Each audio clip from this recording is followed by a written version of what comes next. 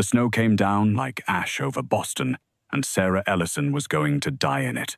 She knew this the way she knew everything precisely, without drama. Her fingers had stopped hurting an hour ago, which was worse than pain. The doorway of the shuttered bakery on Hanover Street gave her a slice of shelter, but the wind found her anyway, sliding under the cardboard, under the coat that had once belonged to someone with a home. Her body had folded in on itself. Her mind, though, her mind never stopped. Even now it catalogued the street. The black Escalade that had passed 3 times, the man in the wool coat who checked his watch but never looked at it, the way the snow fell heavier on the east side where the wind bent around Street Leonard's. She noticed the car before it stopped. It was long and low and the color of a closed casket, and it slowed with the smoothness of something very expensive handled by someone very careful. The rear window slid down 2 inches, warm light. The smell of leather and something darker, cigars, gun oil, a cologne that cost more than she'd made in a year when she still had a life. A voice came out of the warmth, low, unhurried, a voice that had never once had to raise itself to be obeyed. "You'll be dead before morning." Sarah lifted her head. She couldn't see him fully, only the hard line of a jaw, the shadow of a scar that ran from ear to collar, eyes the flat grey of gun barrels. Everything about him said do not. Do not speak. Do not hope. Do not look too long. "Probably," she said. Her voice cracked from disuse. "Is that an offer or an observation?" Something shifted in those grey eyes. Surprise, quickly caged. Men like him were not talked back to. She had 30 seconds, maybe, before he decided she wasn't worth the cold air leaking into his car, and rolled the window up and let the snow finish what it had started. She used them. "You've driven past 4 times, she said.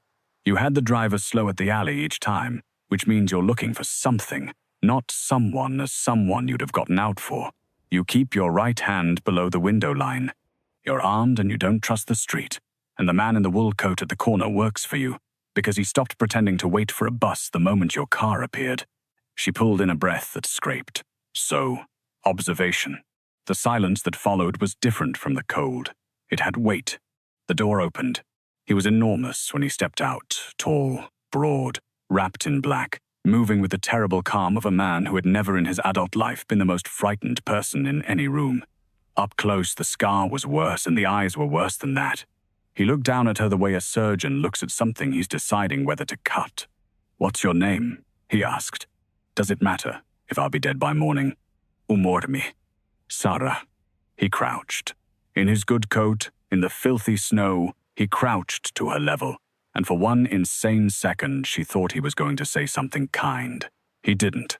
He studied her face like he was memorizing it or comparing it to something already memorized, and a muscle moved in his jaw. "Get in the car, Sarah," said Lorenzo Marino. "It's warm, and I have questions." She should have said no. Every instinct that had kept her alive on these streets for 8 months screamed no.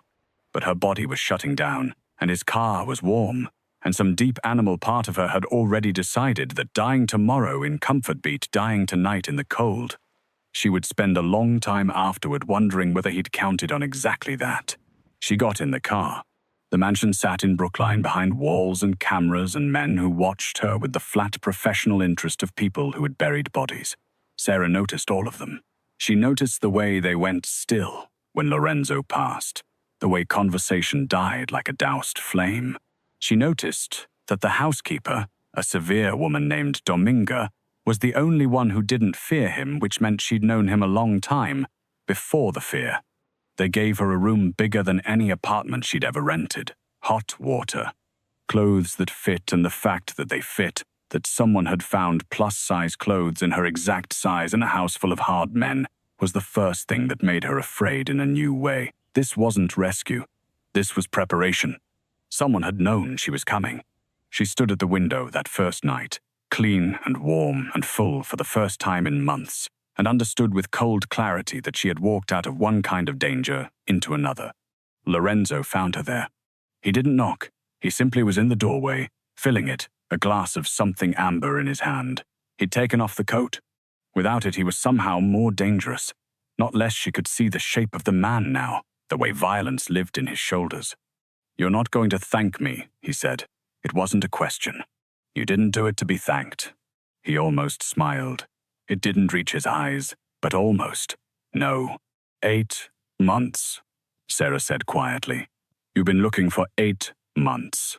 Not for a something, for a someone. Me. She watched his face, and it told her everything by telling her nothing. I saw what happened in the parking garage under the Emerald building last April. That's why I ran. That's why I've been sleeping in doorways instead of using my name.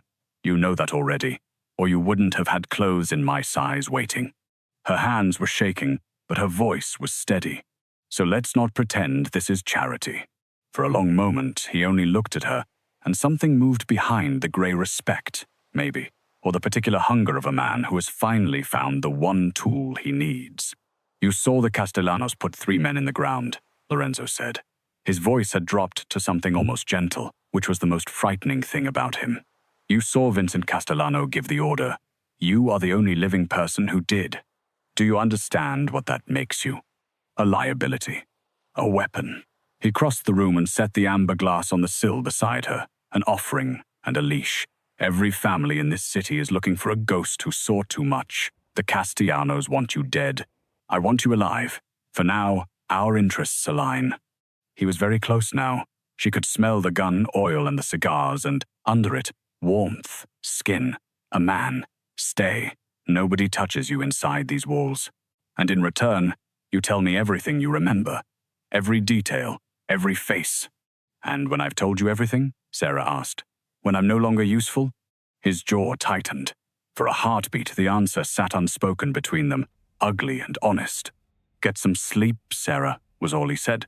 He left, but at the door he paused, his hand on the frame, and without turning around he said, Lo, you read 4 men and a street in 30 seconds from inside a doorway, half frozen. I've had soldiers who couldn't do that in a warm room with a briefing. A pause. I don't pity you. I've never pitied you. Whatever this is, it isn't that. Then he was gone, and Sarah stood holding a glass she hadn't asked for, understanding that the most dangerous man in Boston had just told her the truth, and that the truth was somehow worse and better than a lie. The first plot she stopped by accident. It was her 4th day. She'd been given the run of the lower floors, always with a man named Tommy trailing 10 feet behind her, young, earnest, terrible at hiding that he'd been assigned to watch her. She liked him despite herself. He brought her coffee she hadn't asked for and pretended it was for himself. She was in the long gallery hallway when Lorenzo's lieutenants filed past toward the study for a meeting, 6 men, hard-faced, and one she'd never seen. He wore a supplier's uniform, delivering a case of wine for the meeting, and he was perfect. Perfectly calm, perfectly unremarkable. Except Sarah's mind did the thing it always did, the thing that had made her a straight-A prodigy, and then a court stenographer, and then a woman who saw something she was never meant to see. It caught the wrongness the way a tongue catches a broken tooth. The wine case. He carried it wrong. A full case of a dozen bottles has a specific weight, a specific sag in the arms, and his arms weren't sagging. The case was light. And his eyes had done a quick sweep of the room's exits the moment he entered the involuntary geometry of a man who plans to leave in a hurry. Stop him. She didn't shout it. She said it, clearly, to Tommy, in the flat, certain voice of someone reading a fact off a page. The wine delivery. That case is nearly empty and he's mapped the exits. Stop him before he reaches that door. Tommy hesitated for exactly 1 second and then, because something in her voice did not permit doubt, he moved. The case held no wine.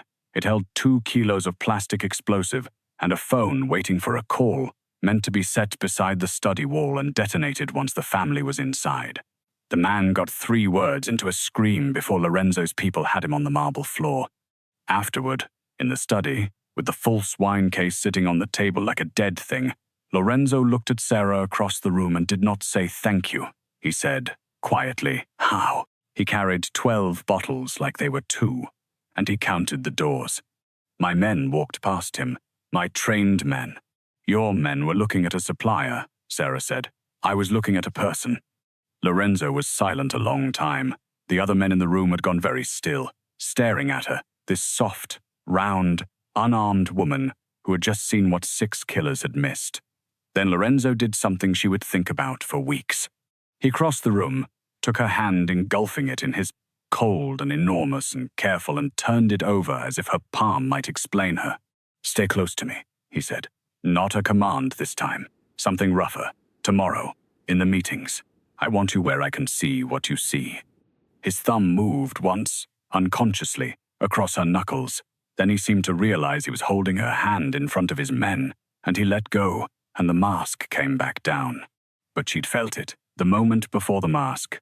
The weeks that followed did not change her all at once, the way she would later wish she could claim.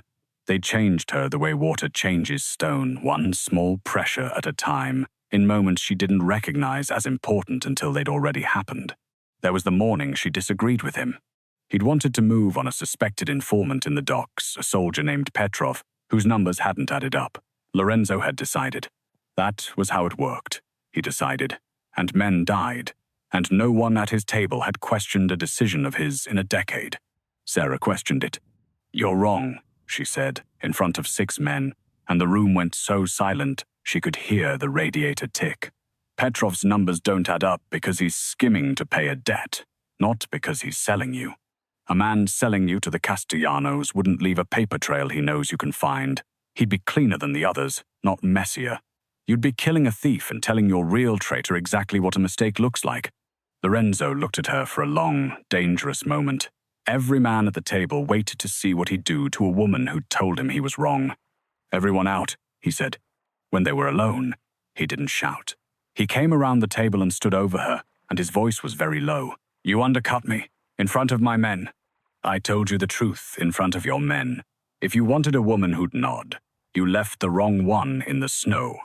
Do you know what happens to my authority if my people watch me get corrected by?" He stopped. "By the girl you dragged in out of pity?" Sarah finished, quiet. "Say it." He didn't, but something flickered across his face, not anger, something closer to shame.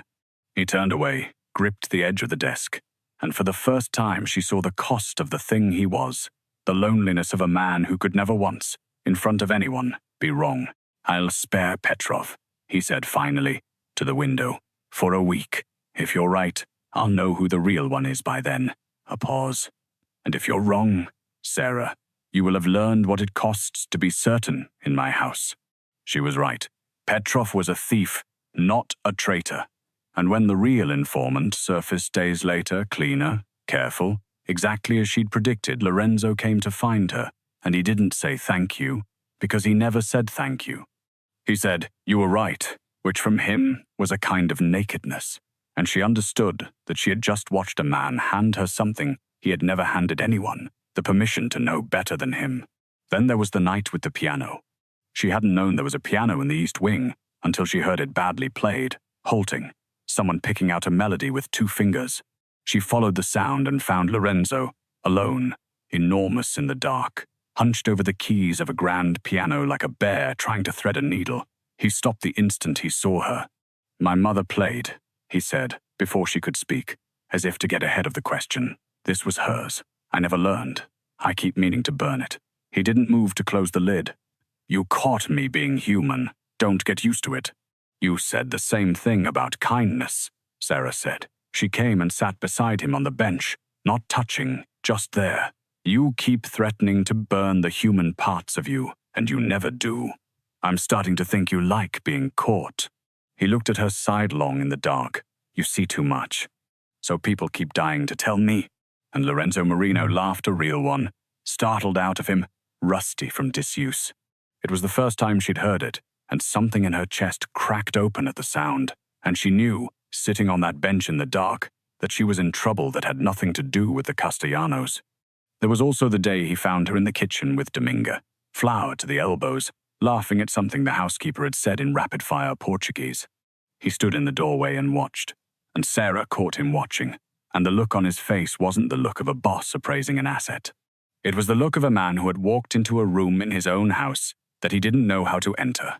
A warm room, a bright room, a room where people laughed and who wanted, desperately and clumsily, "Tu belletin." "There's flour on your face," she told him. "There is no flour on my face. I'm across the room." "There will be." And she flicked a pinch of it at him, and it caught the black of his coat, and Dominga went rigid with horror at what the round girl had just done to the most feared man in Boston. Lorenzo looked down at the flower on his lapel for a long moment. Then he brushed it off, walked to the counter, took a pinch of his own, and with the grave deliberation of a man defusing a bomb, pressed it gently to the tip of Sarah's nose. "Now we're even," he said, and left before she could see whatever was on his face. But Dominga was staring at the doorway he'd vanished through like she'd witnessed a resurrection. "He hasn't done a thing like that," the old woman whispered, "since before the war took his brother, since before he became the other thing." She looked at Sarah with something like fear. "What are you doing to him, Menina?" Sarah didn't have an answer. That was the terrifying part. For the first time in her life, there was something she couldn't read, and it was happening inside her own chest. Which was, perhaps, why she got the next thing wrong. She found what she was certain was the mole a few weeks later, and she found him with her heart instead of her eyes, and that was the mistake. His name was Dominic, one of the inner circle, a man who'd sat at Lorenzo's table for a decade. Sarah had never liked him. He had a way of looking at her body, a slow, contemptuous drag of the eyes that said pity case louder than words. And when the harbor shipment went wrong, a failed ambush Lorenzo couldn't explain, Sarah watched Dominic in the meeting and saw a man sweating, a man whose eyes went to the door, a man who touched his phone too often. "It's Dominic," she told Lorenzo, alone, at midnight in the study. "He knew your route. He's feeding Vincent your movements. I'm certain." She was certain. That was the whole problem. Lorenzo moved on Dominic hard and fast, and Sarah watched from the study window as they dragged him out to the grounds, and she felt the cold satisfaction of being right until she saw Dominic's face in the floodlights, and something in it stopped her cold. He wasn't afraid the way a caught traitor is afraid. He was bewildered, outraged. Innocent men and guilty men are afraid differently, and her whole life was built on knowing the difference, and she had let a decade of that man leering at her body override the thing she was best at in the world. "Wait," she said, running out into the snow in her socks. "Wait." She stopped it inches from a bullet, and when they pulled Dominic's phone and his records, they found no line to Vincent Castellano, only a sick wife in Worcester, and a second phone he touched constantly because he was terrified she'd die while he was at work. He'd sweated in that meeting because he'd been up for 3 nights at a hospital. He'd looked at the door because he'd wanted to be anywhere but there. Sarah stood in the snow, shaking, and understood what she'd almost done. "I was wrong," she said. Her voice wouldn't hold steady. "Lorenzo, I was wrong. I read him through my own. I didn't like how he looked at me, and I let that God. I almost got a man killed because he made me feel small." She expected contempt. She'd have deserved it. Instead, Lorenzo did the last thing she anticipated. He put his coat around her shoulders, there in the snow, and he said, very quietly, "Now you know." "Know what?" "That you're not a machine." His grey eyes held hers. "I've watched you be right so many times I started to think you couldn't be anything else. That scared me, Sarah. A person who's never wrong is a person who's never afraid, and a person who's never afraid gets themselves killed because they stop checking." He tightened the coat around her. "I'd rather have you shaking in the snow, knowing you can miss, than certain and dead. Do you understand me? Your fear is the thing that's going to keep you alive. Don't you ever apologize for it." And that was the moment. Not the piano, not the flower, not the kiss that hadn't happened yet. That a man forgiving her for a failure, when every man she'd ever known had only ever punished her for them, was the moment Sarah Ellison fell the rest of the way. All at once, with no possibility of climbing back out. But the real traitor was still out there. And now they both knew Sarah could be blinded, that her gift had a seam in it, a place where feeling clouded sight, and Vincent Castellano, patient as a spider, was about to learn it too. The real mole surfaced 2 weeks later, and this time Sarah caught him the right way, cold, precise, checking her own certainty 3 times before she spoke, humbled now, careful now. It was a driver named Reyes, not the man she'd have suspected. He was pleasant, deferential, invisible, and that invisibility was the tell, because Sarah had learned, painfully, to distrust the conclusions that felt good. She didn't dislike Reyes. That was exactly why she looked at him twice. And on the second look she saw it. The new watch, the way he'd rerouted twice around a specific block in the North End on 2 specific nights. the block where she checked Castellano money laundered through a shipping office.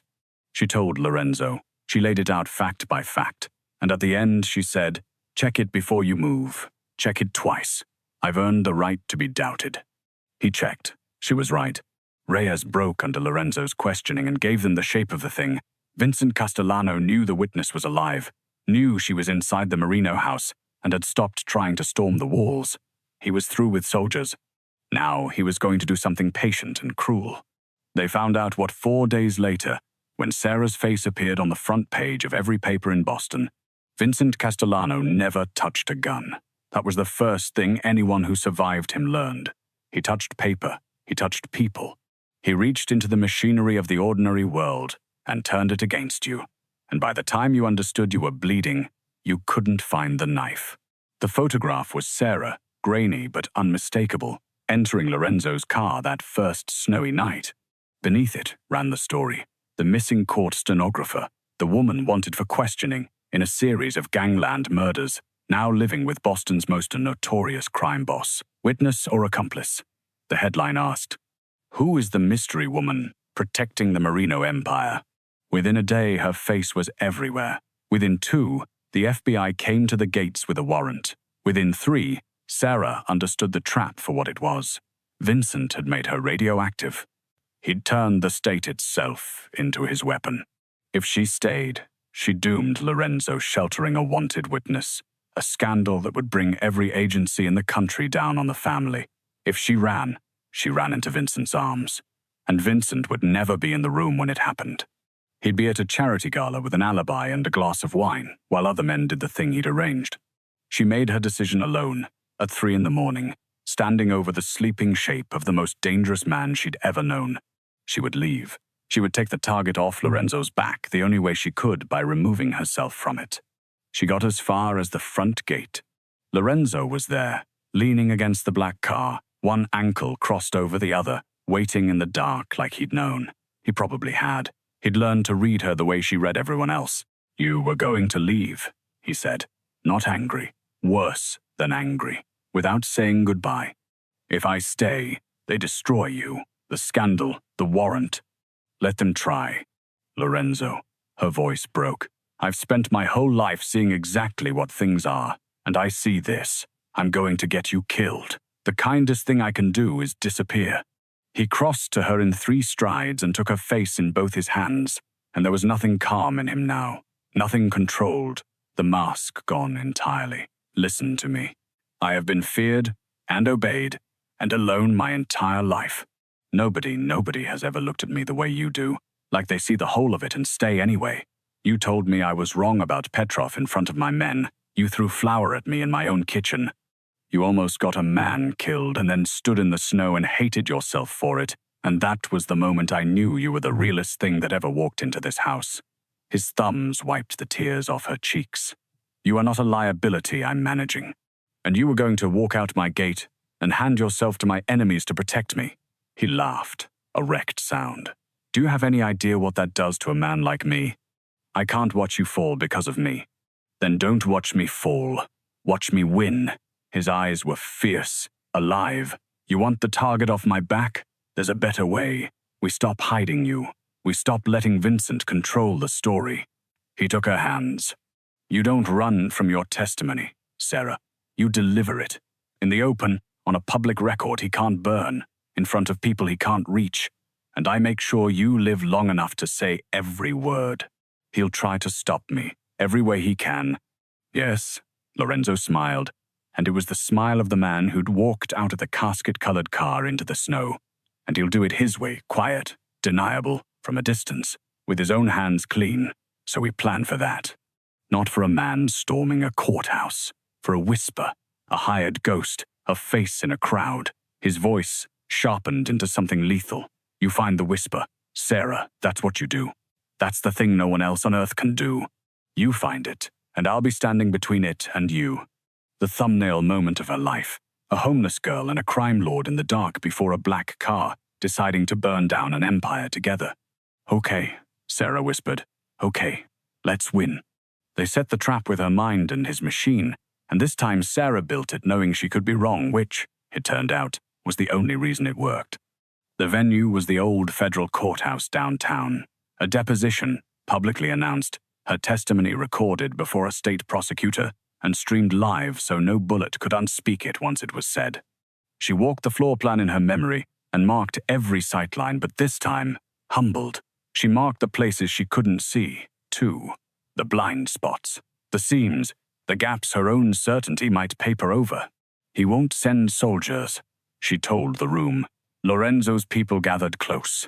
That's what we'll be tempted to expect, and it's what he'll never do. Vincent's whole life is deniability. He'll use one person, someone who doesn't look like a threat, someone with nothing left to lose, or someone we'd never search. She pressed a finger to the diagram, the thumbnail image. Gold light, Lorenzo leaning grave over her shoulder. A sniper here, if he can get the angle, but the angle's bad, so more likely someone inside the cordon.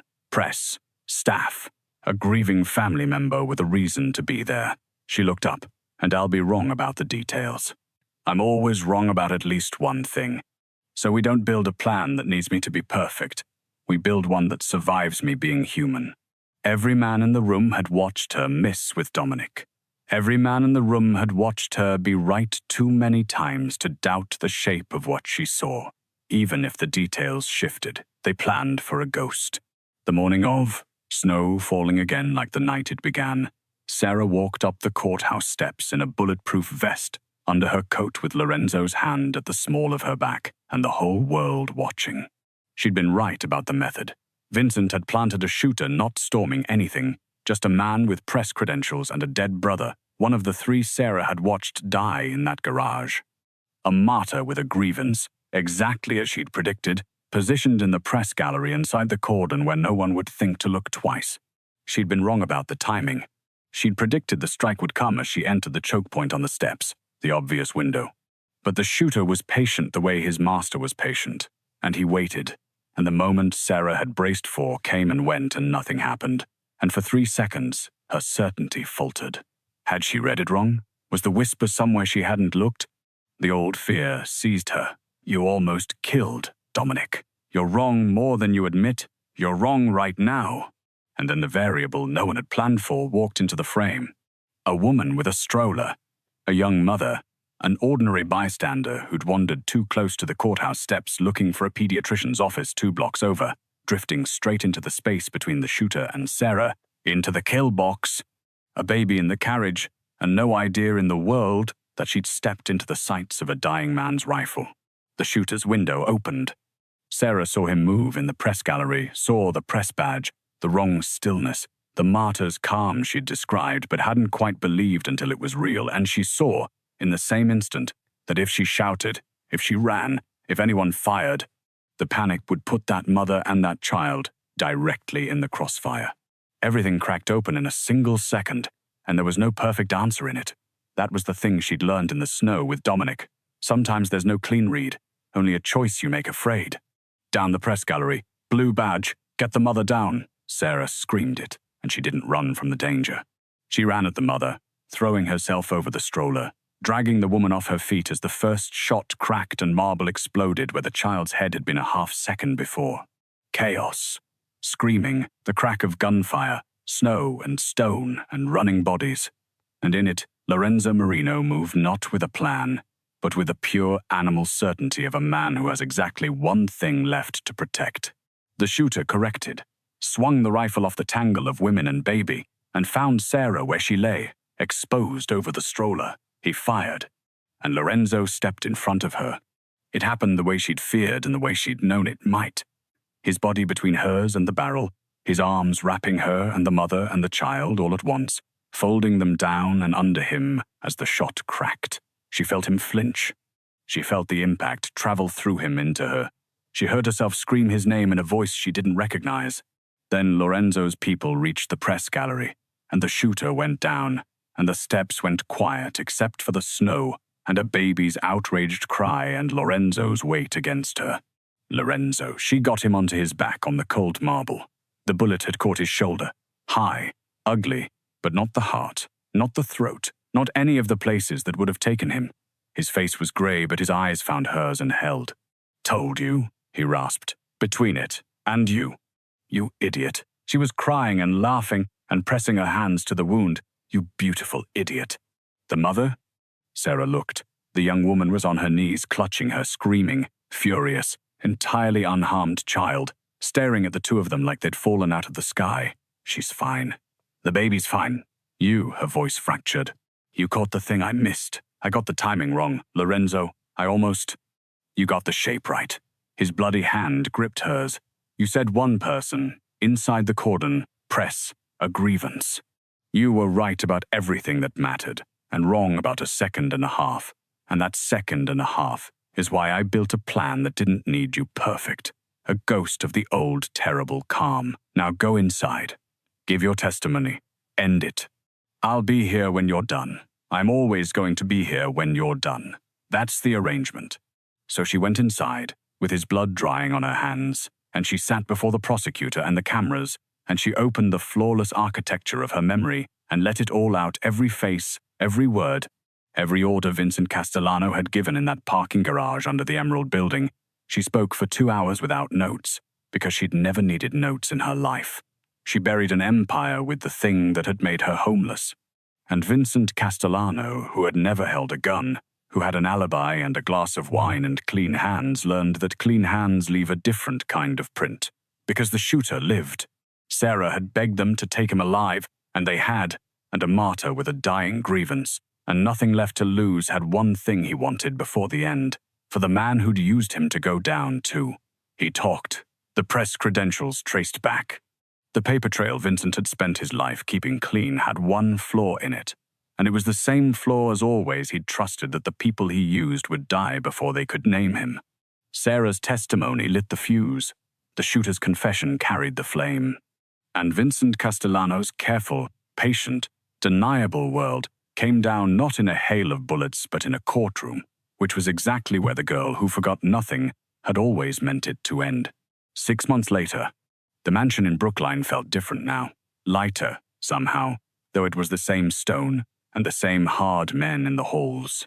Dominga had started humming while she worked. Tommy had been promoted and pretended it embarrassed him. Petrov spared, and quietly grateful had paid off his debt and become fiercely, dog-like loyal. And Lorenzo still frightened the city, still ran what remained of an empire recast in a quieter, colder, more careful mold. But at night, he was different. Sarah found him in the study, where it had all crystallized months ago, standing over a diagram the way he always did. His shoulder had healed into a scar that matched the one along his jaw. When she came in, he turned, and the mask he wore for the world simply fell off his face, the way it only ever did for her. "You're up late," he said. "So are you." She crossed to him and looked at the diagram, not floor plans this time. Sheet music, handwritten, old, water-stained. "What's this?" "My mother's." He didn't quite meet her eyes. "I found a teacher, an old woman in the North End who doesn't know who I am and doesn't care. I've had 4 lessons." A pause, gruff. "I'm terribly." Sarah stared at him. "You're learning the piano." "You said I kept threatening to burn the human parts and never did." He set the music down. I decided to stop threatening. His hand found her waist. Easy now, familiar. Turns out when you have someone who can see a knife before it's drawn, you don't need as many guns. I've been retiring things, more than half. I've been thinking about what a man does when he's spent his whole life at war and finds he'd rather not be. And what does he do? I don't know yet. He drew her in. I've never had a reason to imagine it. I'm imagining it now. She looked up at him, this monster who kept accidentally being kind, this man who'd stepped in front of a bullet as naturally as breathing, who'd forgiven her the one time she broke and taught her that being able to break was the thing that made her worth loving. "You know the strangest part?" Sarah said softly. "You took me in because you thought I was a weapon. Everyone in this house thought I was a burden you'd dragged in from the snow out of pity." I remember. They were both wrong. She pressed her hand flat over the scar on his shoulder, over the place he'd taken a bullet so she wouldn't. "I wasn't your weapon, and I wasn't your charity. And I'm not perfect, you know that better than anyone. I missed the timing. I almost killed an innocent man because he made me feel small." Her voice caught. "But you kept me anyway. Not despite the missing. Because of it. Because a person who can be wrong is a person who's really there." "You were my shield," Lorenzo said. The girl I pitied protected my whole empire. He pulled her in against him as the snow began again beyond the glass, soft and endless and no longer cold. But that's not the part that matters. No? No. He kissed her forehead, and then, because he was learning to say the human things out loud, he made himself say it. You protected the man inside it. You found the one thing in me nobody had touched in 20 years, and instead of using it, you just sat down on the bench beside it in the dark and stayed. Outside, Boston glittered under fresh snow, dangerous and beautiful and, for once, at peace. And in the warm gold light of the study, the boss everyone feared held the girl everyone underestimated, a girl who saw almost everything and had finally, in him, found the one thing worth being blind for. Neither of them, for the first time in their lives, was watching the door. Somewhere down the hall, badly and haltingly and with enormous care, a piano began to play. The snow still falls over Boston, the way it did the night he crouched down in it to speak to a girl the world had walked past, but now there's a piano playing somewhere warm, and neither of them is watching the door.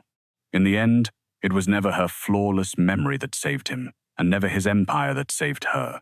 It was the willingness to be seen at their most breakable, and to stay anyway. If Sarah and Lorenzo found their way into your heart tonight, leave a like so they can find their way into someone else's. Subscribe to keep stories like this one alive, and share it with the person who'd understand exactly why the cracks were the point. And tell me, was it the memory that made Sarah worth loving, or the moment she learned she could be wrong?